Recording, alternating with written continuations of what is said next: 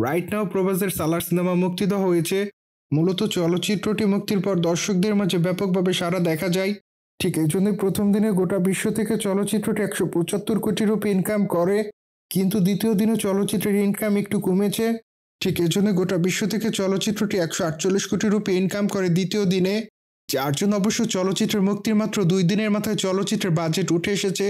মূলত চলচ্চিত্রের বাজেট 300 কোটি রুপির কাছাকাছি ছিল। সুতরাং চলচ্চিত্রের এই বাজেটের টাকাটা ইতিমধ্যে উঠে এসেছে। বাই দ্য ওয়ে, চলচ্চিত্রটি মূলত কমার্শিয়াল চলচ্চিত্র। মূলত চলচ্চিত্রটিতে প্রভাসের অ্যাকশন দৃশ্যগুলো দর্শকদের কাছে ভালো লাগে।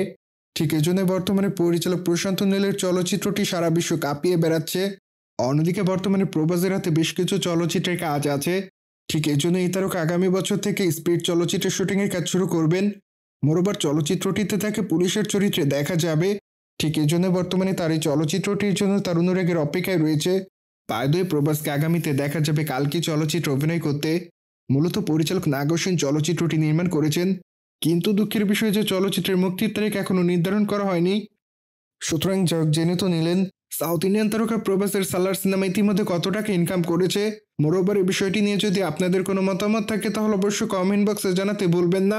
বাই দ্য ওয়ে, চ্যানেলটিকে সাবস্ক্রাইব করে আমাদের সাথেই থাকুন আপকামিং আপডেট জানার জন্য।